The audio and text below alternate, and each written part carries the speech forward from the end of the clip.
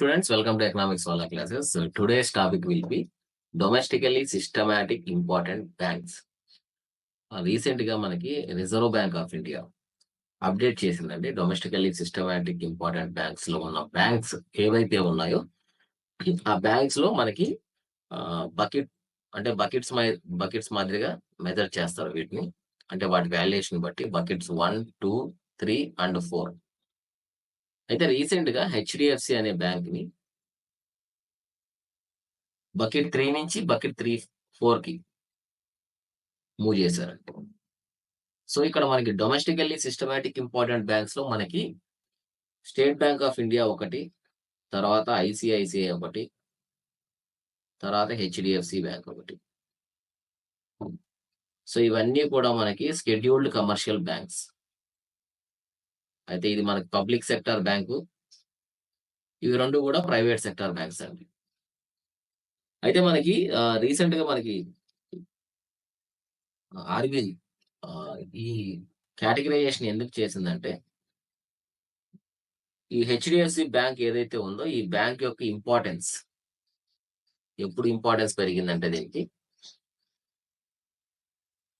Recent గా HDFC limited అని HDFC bank కి సంబంధించింది, ఇది మెర్జ్ అయింది హెచ్డిఎఫ్సిలకి. దాని తర్వాత దీన్ని అప్డేట్ చేయడం జరిగింది. అయితే మనకి ఈ జనరల్ గా మనకి ఈ బ్యాంక్స్ ని డొమెస్టికల్లీ సిస్టమాటిక్ ఇంపార్టెంట్ బ్యాంక్స్ లేదంటే డొమెస్టికల్లీ సిస్టమాటిక్ ఇన్సూరెన్స్ కంపెనీస్ కూడా ఉన్నాయి మనకి. సో వీటిని మనకి ఏ విధంగా డిఫైన్ చేస్తాం అంటే రిజర్వ్ బ్యాంక్ ఆఫ్ ఇండియా ఎందుకు ఇలా డిఫైన్ చేసింది డొమెస్టికల్లీ సిస్టమాటిక్ ఇంపార్టెంట్ బ్యాంక్స్ అనే దాని గురించి ఒకసారి చూద్దాం. అయితే మనకి ఇక్కడ డొమెస్టికల్లీ సిస్టమాటిక్ బ్యాంక్స్ కానీ లేదంటే ఫైనాన్స్ ఇన్స్టిట్యూషన్స్ లేదంటే ఈవెన్ ఇన్సూరెన్స్ కంపెనీస్ కూడా టూ బిగ్ టు ఫెయిల్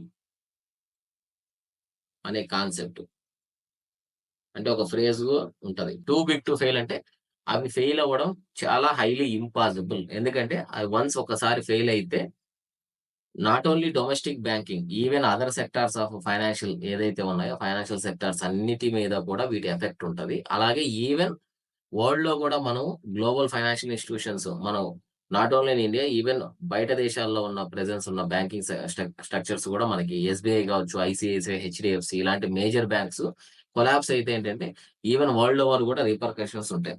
అయితే మనకి అయితే వాటిని ఏ క్రైటీరియా అంటే ఏ కేటగిరీ మీద వీటిని ఈ విధంగా డిఫైన్ చేశారు సార్ అని మనకి జనరల్ గా డౌట్ ఉంటుంది. అయితే ఇదేంటంటే మనకి ఫస్ట్ థింగ్ ఏ విధంగా అంటే first size of the bank, first size of the bank, తర్వాత క్రాస్ జ్యూరిస్డిక్షనల్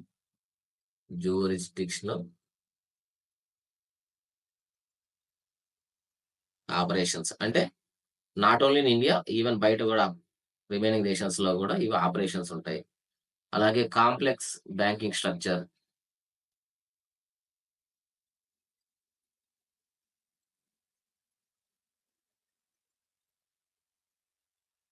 తర్వాత ఇంటర్ కనెక్టెడ్నెస్,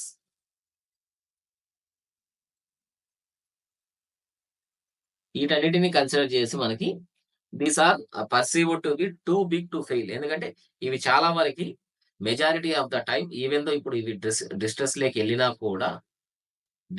వెళ్లితే కూడా గవర్నమెంట్ ఆఫ్ ఇండియా ఏదైతే ఉందో ఇవి వీటి రెస్క్యూ చేసేదానికి వస్తుంది.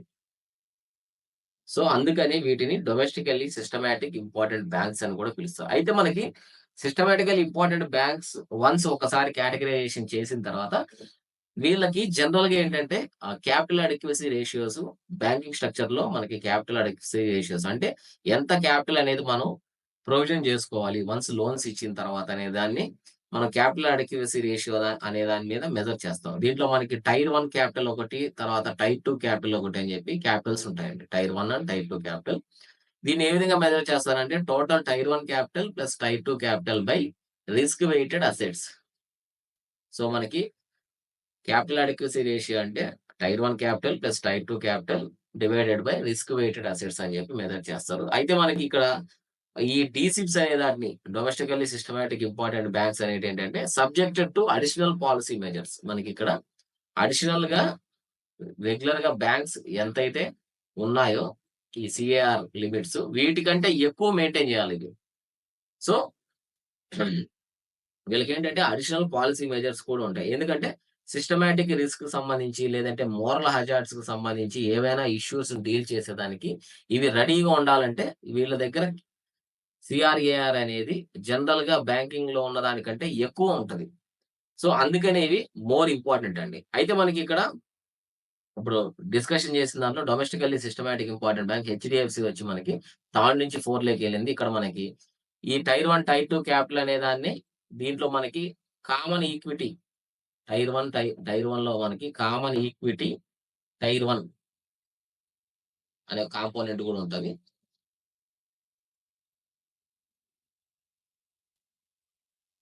అయితే మనకి ఈ డొమెస్టికల్లీ సిస్టమాటిక్ ఇంపార్టెంట్ బ్యాంక్స్ అనేదాన్ని ఫస్ట్ మనకి స్టార్ట్ చేసింది 2014లో స్టార్ట్ చేశారండి.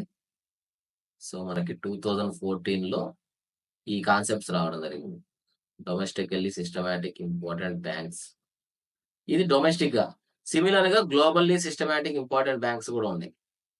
సో, ఇవి డొమెస్టిక్ సిస్టమాటిక్ బ్యాంక్స్ అనేది మనకి ఆర్‌బీఐ అనేది డిఫైన్ జేస్తది. బట్ ఈ జీసిప్స్ అనేది ఎవరు డిఫైన్ జేస్తారనేది కామెంట్‌లో మెన్షన్ జేయండి. మనం ఆల్రెడీ డిస్కషన్ జేసుకున్నాం. ఈ డొమెస్టికల్లీ సిస్టమాటిక్ ఇంపార్టెంట్ బ్యాంక్స్ అనేవి టూ బిగ్ టు ఫెయిల్. అలాగే పొటెన్షియల్ రామిఫికేషన్స్ ఆఫ్ ఫెయిల్యూర్ అంటే ఇఫ్ ఎ బ్యాంక్ ఫెయిల్స్ ఒక్కొక్కసారి బ్యాంక్ ఫెయిల్ అయిందనుకో there would be significant disruptions అంటే డిస్రప్షన్స్ అనేటుంటాయి. Not only in banking sector అంటే మనకు కావాల్సిన బ్యాంకింగ్ సెక్టార్‌లోనే కాదు.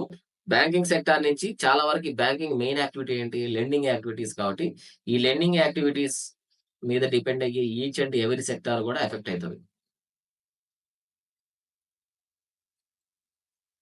అయితే మనకిక్కడ మనకి బకెట్ 1, బకెట్ 2, బకెట్ 3, బకెట్ 4 అని చెప్పి మనం ఆల్రెడీ చెప్పాం గదా! ఇక్కడ బకెట్ 1 ఇవన్నీ ఏంటంటే అడిషనల్ ఇంక్రిమెంటల్ క్యాపిటల్ అండి. అంటే మనకి ఎక్కువ క్యాపిటల్ పెట్టుకోవాలని. అయితే మనకి బకెట్ 1లో వచ్చి మనకి 0.15% మాత్రమే మనకి కామన్ ఈక్విటీ టైర్ 1 అనేదాన్ని మెయింటైన్ జేయాలి. వన్స్ ఇది బకెట్ 3 ఎళ్ళిందనుకోండి, అంటే రెస్పాన్సిబిలిటీస్ పెరుగుతాయి. అప్పుడు ఇదేంటంటే 0.45. సో, ఇవి గూడా మనకి important. So, common equity tier 1 అనేది 0.15 ఉంటే బకెట్ 1లో ఉందని అర్థం. ఈవెన్ థో అవి సిస్టమాటికల్లీ ఇంపార్టెంట్ బ్యాంక్స్ కావచ్చు. బట్ వీటిలో కూడా సబ్ కేటగరైజేషన్ ఉంటది. బకెట్ 3 లోకెళ్ళిందంటే 0.45. ఇక్కడ మనకి గవర్నమెంట్ సపోర్ట్ ఉంటది. ఇన్ కేస్ ఏదన్నా డిస్ట్రెస్ ఏదన్నా బ్యాంక్‌లో ఏదైనా ఇష్యూస్ స్టార్ట్ అయితే బ్యాంక్ కొలాప్స్ అయ్యే ఛాన్సెస్ ఏవన్నా అనిపిస్తే ఈ ఇనిషియల్ స్టేజెస్‌లోనే ఏం చేస్తారంటే గవర్నమెంట్ సపోర్ట్ ఇస్తది. గవర్నమెంట్ ఆఫ్ ఇండియా సపోర్ట్ ఇస్తది. అంటే ఫైనాన్షియల్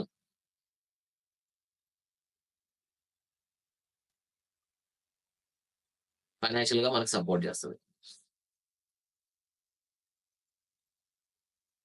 ఇది ఆల్రెడీ డిస్కస్ చేసుకున్నట్టే మనకు ఫ్యాక్టర్స్ అంటే ఏ factors contributing to the systematic importance అంటే జనరల్‌గా డ్యూ టు దేర్ సైజ్ ఒకటి, క్రాస్ జ్యూరిస్డిక్షనల్ యాక్టివిటీస్ ఒకటి, కాంప్లెక్సిటీ ఒకటి, ల్యాక్ ఆఫ్ సబ్‌స్టిట్యూట్స్ వీటికి ఇంకా ఆల్టర్‌నేటివ్ సబ్‌స్టిట్యూట్స్ లేవని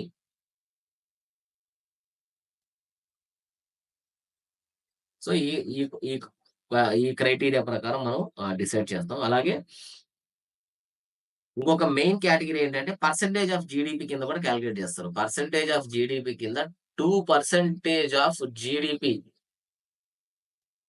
అంటే వీళ్ళ దగ్గర బ్యాంక్స్ యొక్క అసెట్స్ ఏవైతే ఉన్నాయో వాళ్ళ ఆస్తులు బ్యాంక్స్ యొక్క assets more than 2% of GDP ఉంటే దీన్ని కూడా ఏంటంటే డొమెస్టికల్లీ సిస్టమాటిక్ ఇంపార్టెంట్ బ్యాంక్స్ కింద కన్సిడర్ చేసేదానికి ప్రిఫర్ చేస్తారు. అలాగే మనకి క్యాపిటల్ రిక్వైర్మెంట్స్. సో, వీళ్ళకేంటంటే టైర్ 1 క్యాపిటల్ ఎక్కువ మెయింటైన్ చేసేదానికి ఆహ్, ఛాన్స్ ఉంటదండి. అయితే మనకిక్కడ క్యాపిటల్ అడెక్వసీ రేషియో అని చెప్పి డిస్కషన్ వచ్చింది కాబట్టి దాని గురించి కూడా ఒకసారి మనం డిస్కస్ చేసుకుందాం. అయితే ఈ క్యాపిటల్ అడెక్వసీ రేషియో అనేదేంటంటే మనకు బేసల్ నార్మ్స్ ఉన్నాయండి. సో, బేసల్ నార్మ్స్ ప్రకారం ఇండియా బేసల్ నార్మ్స్ ఫాలో అయితది కాబట్టి సో, బేసల్ 3 నార్మ్స్ ప్రస్తుతానికి మనం బేసల్ 3 నార్మ్స్‌లో ఉన్నాం. Basel 3 norms. అయితే ఇక్కడ మనకి బేసల్ 3 నార్మ్స్ ఏంటంటే మినిమమ్ 8% ఆఫ్ కార్ ఉండాలండి. మినిమమ్ 8% మెయింటైన్ చేయాలి. అలాగే మనకి పబ్లిక్ సెక్టార్ బ్యాంక్స్ ఏవైతే ఉన్నాయో, public sector banks must and షుడ్‌గా 12% మెయింటైన్ చేయాలి. సో, 8% అనేది మినిమమ్. బట్ వీటిలో మనకి 12% ఏంటంటే పబ్లిక్ సెక్టార్ బ్యాంక్స్. అలాగే మనకి scheduled commercial banks, remaining commercial banks ఏవైతే ఉన్నాయో అంటే ప్రైవేట్ సెక్టార్‌లో ఉన్న బ్యాంక్స్ ఇవి 9%. ఇవి scheduled commercial banks. Other than public sector banks. So, సింపుల్‌గా గుర్తుపెట్టుకోండి. వాళ్ళు ప్రిస్క్రైబ్ చేసింది 8%. 8% ఆఫ్ క్యాపిటల్ అడెక్వసీ రేషియో ఉండాలి. అయితే పబ్లిక్ సెక్టార్ బ్యాంక్స్ అయితే మస్ట్ అండ్ షుడ్‌గా 12% మెయింటైన్ చేయాలని చెప్పి ఆర్‌బీఐ చెప్పడం జరిగింది. అలాగే వీటిలో scheduled commercial banks other than public sector banks remaining మనకి ప్రైవేట్ సెక్టార్ బ్యాంక్స్ కూడా ఉన్నాయి మేజర్‌గా. ఆ బ్యాంక్స్ అన్నీ కూడా 9% మెయింటైన్ చేయాలని చెప్పి కూడా చెప్పడం జరిగిందండి. అయితే మనకిక్కడ ఈ క్యాపిటల్ అడెక్వసీ రేషియోని ఇప్పుడు టైర్ 1, టైర్ 2 కింద చూసుకుంటే మనకి tier 1 plus tier 2 divided by risk weighted assets. ఇది క్యాపిటల్ అడెక్వసీ రేషియో యొక్క ఫార్ములా అండి. అయితే ఇక్కడ మనకి టైర్ 1లో ఏంటంటే జనరల్‌గా ఈ క్యాపిటల్ ఎలా ఉంటుందంటే, ఈ టైర్ 1లో మనకి వాళ్ళు షేర్స్ ఇష్యూ చేయడం వల్ల వచ్చిన షేర్ క్యాపిటల్ కావచ్చు. అంటే బ్యాంకు. తర్వాత ఈక్విటీస్ కావచ్చు. తర్వాత అంటే ఈక్విటీ ఇది కూడా క్యాపిటలే కదా! ఈక్విటీ క్యాపిటల్స్ కావచ్చు. తర్వాత ఆడిటెడ్ రెవెన్యూ సర్వీసెస్. ఆడిట్ చేయడం వల్ల వాటికి వచ్చే ఎక్స్‌ట్రా రెవెన్యూ సర్వీసెస్ కూడా. అలాగే ఇన్‌టాంజిబుల్ అసెట్స్. ఇన్‌టాంజిబుల్ అసెట్స్ ఏవైతే ఉన్నాయో, ఆ ఇన్‌టాంజిబుల్ అసెట్స్ కూడా.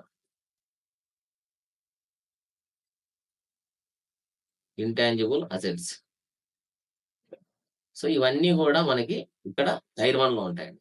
అయితే it can absorb losses without requiring bank to stop trading. అంటే ఇక్కడ మనకి బ్యాంక్ అనేది వాటి రెగ్యులర్ యాక్టివిటీస్ ఏవైతే ఉన్నాయో, ఆ యాక్టివిటీస్‌ని ఎటువంటి ఇష్యూ లేకుండా కూడా ఏవైనా లాసెస్ వస్తే, ఆ లాసెస్ అన్నిటిని కూడా తీసుకునే ఫైనాన్షియల్ పొజిషన్ వీళ్ళ దగ్గర ఉంటుంది. అంటే టైర్ 1 క్యాపిటల్ మెయింటైన్ చేస్తే. అయితే దీన్ని అందుకనే ఏమంటారంటే కోర్ క్యాపిటల్ అని కూడా పిలుస్తారు. Core capital. అలాగే మనకి టైప్ 2 క్యాపిటల్. ఇదేంటంటే this can absorb losses if the bank goes bankrupt. అంటే ఈ టైప్ 2 క్యాపిటల్ ఏంటంటే బ్యాంక్ ఇన్ కేస్ బ్యాంక్రప్ట్ అయిపోయిందనుకోండి. బ్యాంక్రప్ట్ అయిన తర్వాత అప్పుడు ఈ టైప్ 2 క్యాపిటల్ అనేది ఆ లాసెస్ ఏవైతే ఉందో ఆ లాసెస్‌ని ఇంకర్ చేసుకుంటది. అయితే మనకి ఇక్కడ మోర్ అండ్ స్టేబుల్‌గా ఉండేదేంటి టైర్ 1 క్యాపిటలే. ఎక్కువ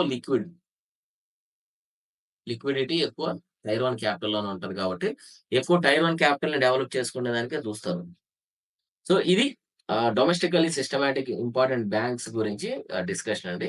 దీంట్లో మనకి ఈవెన్ ఇన్స్యూరెన్స్ కంపెనీస్ కూడా ఉన్నాయి. అవి ఏంటి అనేది కూడా మీరు ఒకసారి కామెంట్‌లో మెన్షన్ చేయండి. Thank you for watching. Ah, and have a safe day.